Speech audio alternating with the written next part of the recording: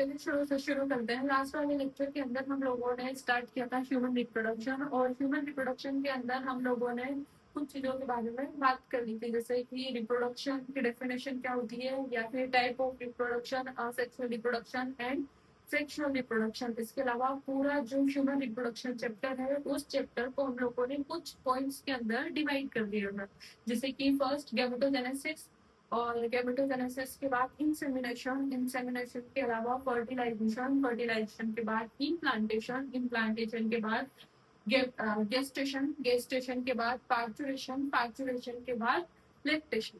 ठीक है, तो गैमेटोजेनेसिस का मतलब होता है गैमेट्स का फॉर्मेशन होना, इंसेमिनेशन का मतलब होता है entry of sperm into female reproductive organ.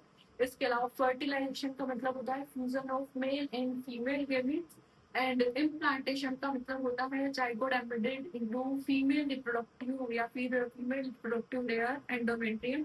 And gestation का मतलब होता है पूरा जो 9 महीनों के अंदर एक बच्चे का डेवलपमेंट होता है, वो उसे हम लोग बोलेंगे गेस्टेशन। गेस्टेशन के बाद होता है पार्चुरेशन, पार्चुरेशन का मतलब होता है बर्थ ऑफ अ बेबी, उसको हम लोग बोलते हैं पार्चुरेशन। ठीक है, लैक्टेशन का मतलब जो मेमोरी ग्लैंड्स है फीमेल की, वो मिल्क का सिक्रेशन आप करना स्टार्ट कर देती है, और वो स्टार्ट होता है पार्चुरेशन के बाद। ठीक है, इसके अलावा हम लोगों ने पढ़ा था कि प्राइमरी सेक्स ऑर्गन किसे बोलते हैं और सेकेंडरी सेक्स ऑर्गन किसे बोलते हैं। तो प्राइमरी सेक्स ऑर्गन जो हार्मोन का सिक्रेशन करे और गैमेट्स का फॉर्मेशन करे, उसे हम लोग बोलते हैं प्राइमरी सेक्स ऑर्गन। इसके अलावा हम लोगों ने बात किया था सेकेंडरी सेक्स ऑर्गन हम लोग किसे बोलते हैं। तो सेकेंडरी सेक्स ऑर्गन का मतलब होता है जो सिर्फ गैमेट्स के ट्रांसपोर्टेशन में हेल्प करे, उसे हम लोग बोलते हैं सेकेंडरी सेक्स ऑर्गन। ठीक, इसके बाद हम लोग स्टार्ट करते हैं नेक्स्ट वाले, आज वाले लेक्चर में हम लोग पढ़ेंगे कि मेल रिप्रोडक्टिव ऑर्गन के अंदर क्या क्या होता है, या फिर उसके कौन कौन से पार्ट्स के बारे में आज हम लोग पढ़ने वाला है मेल रिप्रोडक्टिव ऑर्गन के बारे में। ठीक है, तो मेल रिप्रोडक्टिव ऑर्गन को भी हम लोग कुछ पार्ट्स के अंदर डिवाइड कर सकते हैं, जैसे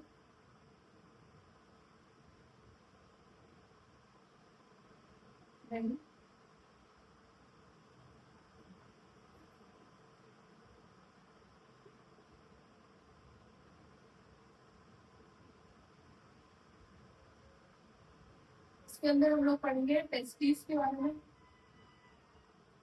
इसके अलावा एसेसरी,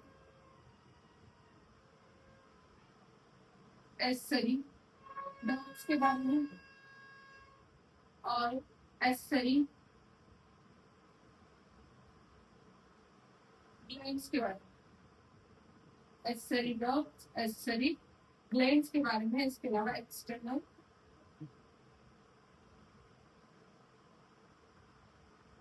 एक्सटर्नल जेनाइटल ऑर्गन्स के बारे में,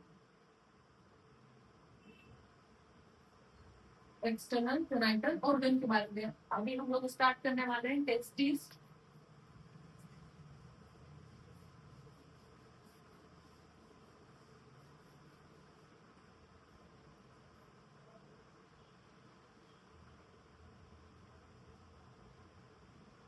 टेस्टिस, ठीक है, तो देखिए टेस्टिस प्रेजेंट क्या होता है। टेस्टिस प्रेजेंट, टेस्टिस एक मेल के अंदर प्रेजेंट होता है एक्स्ट्रा एब्डोमिनल रीजन में, या फिर हम लोग एनसीईआरटी के अकॉर्डिंग बात करें तो टेस्टिस प्रेजेंट होता है पेल्विस रीजन में। तो हम लोग यहाँ पे लिख सकते हैं testis present, present in external abdominal, external abdominal region, या फिर हम लोग बोल सकते हैं पेल्विस रीजन, पेल्विस रीजन। ठीक है, इसके अलावा अगर हम लोग बात करें इन एम्ब्रियोनिक स्टेज टेस्टिस कहाँ पर प्रेजेंट होता है, तो एम्ब्रियोनिक स्टेज के अंदर टेस्टिस जो है वो प्रेजेंट होता है एब्डोमिनल रीजन के अंदर, लेकिन 7वें महीने के अंदर टेस्टोस्टेरोन के इफेक्ट की वजह से टेस्टिस एब्डोमिनल रीजन से डिसेंड होकर स्पोर्टन के अंदर शिफ्ट हो जाता है। क्यों शिफ्ट हो जाता है? क्योंकि उसको आगे जाके स्पर्मेटोजेनेसिस का जो प्रोसेस है वो कंप्लीट करना है। तो स्पर्म का फॉर्मेशन के लिए, स्पर्म के फॉर्मेशन के लिए टेस्टिस का स्क्रोटम के अंदर आना जरूरी है। तो टेस्टिस एम्ब्रियोनिक स्टेज में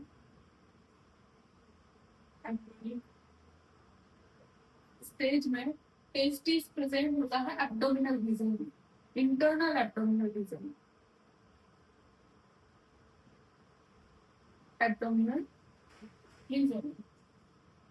लेकिन in 7 months, 7 months, effect of testosterone, effect of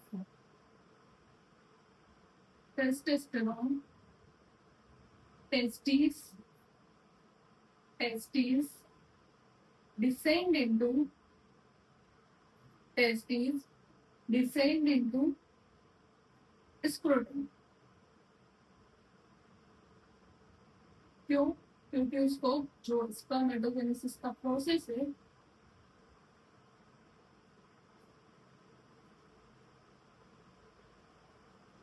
spermatogenesis का प्रोसेस है वो कंप्लीट करना होता है, इसलिए 7वें महीने में टेस्टोस्टेरोन के इफेक्ट की वजह से टेस्टिस जो है वो स्क्रोटम के अंदर डिसेंड हुआ था। इसके अलावा अगर हम लोग बात करें कि टेस्टिस का साइज, लेंथ क्या होता है, टेस्टिस का लेंथ क्या होता है, विड्थ क्या होता है और इसका वेट क्या होता है, तो देखिए टेस्टिस की अगर हम लोग साइज की बात करें तो टेस्टिस का 4 to 5 सेंटीमीटर इसकी लेंथ होगी, 2 to 3 सेंटीमीटर इसकी विड्थ और 1 सेंटीमीटर इसकी थिकनेस। और वेट का अगर हम लोग बात करें तो 10 से 20 ग्राम ईच इसका वेट होगा। ठीक, मतलब एक टेस्टिस 10 से 20 ग्राम का होगा और दूसरा वाला टेस्टिस भी 10 से 20 ग्राम का होगा। ठीक, अगर हम लोग बात करें कि टेस्टिस प्रेजेंट ना होता है तो टेस्टिस एक्स्ट्रा एब्डोमिनल रीजन में प्रेजेंट होता है, लेकिन कहाँ पर सिचुएटेड होता है, तो टेस्टिस सिचुएटेड होता है स्क्रोटम के अंदर, सिचुएटेड है स्क्रोटम। और स्क्रोटम है क्या, तो स्क्रोटम एक पाउच लाइक स्ट्रक्चर होता है जो कि बॉडी से बाहर प्रेजेंट होता है। स्क्रोटम का फंक्शन, तो स्क्रोटम के फंक्शन का अगर हम लोग बात करें तो स्क्रोटम का काम होता है कि वो हमारी बॉडी से थोड़ा कम टेम्परेचर मेंटेन करके चले, क्योंकि उसको स्पर्मेटोजेनेसिस का जो प्रोसेस है वो कंप्लीट तरीके से वो कर पाए। तो स्क्रोटम का काम होता है maintain 2 to 2.5 degree Celsius below than body temperature. हो सकता है कि कुछ बुक में आप लोगों को यहाँ पर 3 डिग्री सेल्सियस भी देखने को मिले, तो बात very clear 2 to 2.5 degree Celsius और 3 डिग्री सेल्सियस। इसके अलावा अगर हम लोग बात करें स्क्रोटम का स्ट्रक्चर कि स्क्रोटम के अंदर कौन कौन सी लेयर्स प्रेजेंट होती है और स्क्रोटम में टेस्टिस कहाँ पर प्रेजेंट होते हैं और किससे अटैच्ड होते हैं, तो नेक्स्ट हम लोग बात करने वाले हैं स्क्रोटम के स्ट्रक्चर के बारे में। स्क्रोटम का स्ट्रक्चर होता कैसे है,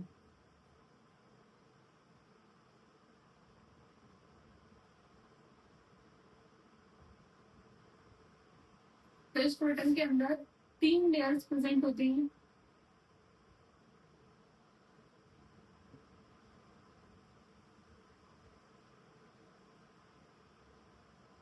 सबसे बाहर वाली जो लेयर होती है स्क्रोटम की वो होती है स्किन।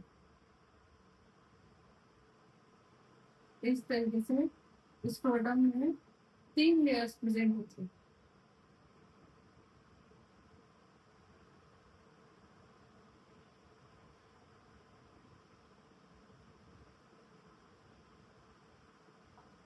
देखिए सबसे बाहर वाली layer skin,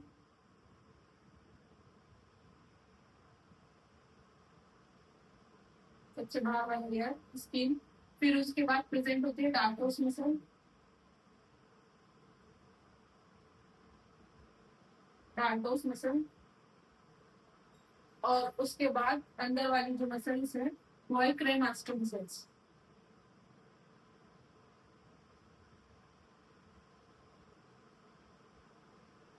cremaster muscle.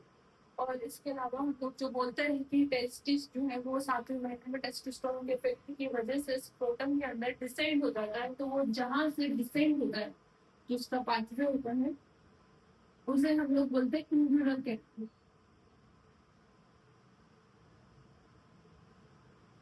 इंग्यूरल canal. लेकिन ये जो पूरा पैसेज है वो दोनों पार्ट में सेपरेटेड होता है इस तरीके से। और इसको जो सेपरेट करता है उसे हम लोग बोलते हैं टेस्टिकुलर सेप्टम। Testicular septum. और हर एक पैसेज के अंदर टेस्टिस प्रेजेंट होता है इस तरीके से। मतलब वन पेयर ऑफ टेस्टिस एक स्क्रोटम के अंदर प्रेजेंट होता है। और यही टेस्टिस ऊपर की साइड एब्डोमिनल रीजन से अटैच्ड होता है।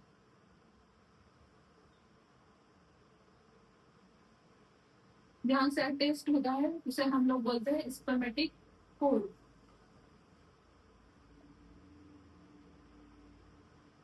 Spermatic code. इस स्पर्मेटिक कोड के अंदर कई सारी चीजें प्रेजेंट होती है, जैसे वास डिफरेंस हो रहा है तो वास डिफरेंस भी यहीं पर होती है। वास डिफरेंस के अलावा ब्लड वेसल्स भी इसी में होती है। लिम्फ वेसल्स भी इसी के अंदर होती है। तो स्पर्मेटिक कोड किन किन चीजों से मिलकर बनी हुई है? Vas deferens. इसके अंदर क्या क्या प्रेजेंट होता है? वास डिफरेंस, ब्लड वेसल्स और lymph vessels. lymph lymph vessels, blood vessels, lymph vessels और vas deferens। ठीक है।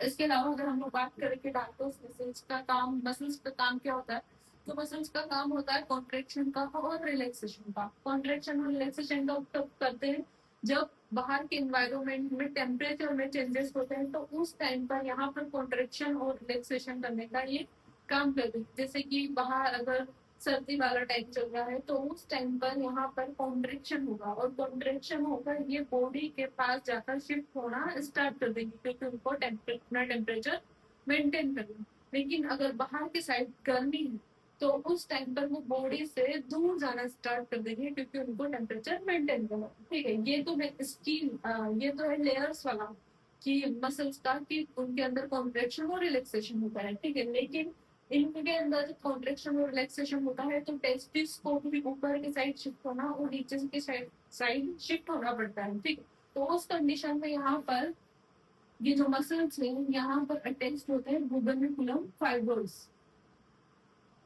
जो कि इलास्टिक फाइबर्स होते हैं। जब जब इन मसल्स के अंदर कॉन्ट्रेक्शन और रिलैक्सेशन होता है तो उनके ये जो इलास्टिक फाइबर्स हैं यहाँ पर भी कॉन्ट्रेक्शन और रिलैक्सेशन होता है। इसी की वजह से ये बॉडी के पास और बॉडी से दूर शिफ्ट हो सकते हैं। इसे हम लोग बोलते हैं गुबर्निकुलम।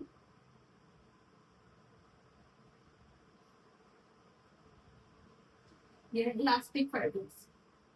Elastic fibre. Elastic fibres. ठीक है, पूरा जो स्क्रोटम है उस स्क्रोटम के ऊपर की साइड अगर हम लोग बाहर से देखें तो पूरे स्क्रोटम के ऊपर के साइड पर एक डार्क कलर की लाइन प्रेजेंट होती है, उसे बोलते हैं रेफर। तो ये है हमारा स्क्रोटम का स्ट्रक्चर। स्क्रोटम के स्ट्रक्चर के अंदर इंटरनल कैनाल जहाँ से टेस्टिस डिसेंड होकर स्क्रोटम के अंदर एंट्री करता है उस वाले पार्ट को हम लोग बोलते हैं इंटरनल कैनाल। ठीक है, टेस्टिकुलर सेप्टम पूरे पैसेज को दो पार्ट में डिवाइड करके रखते हैं।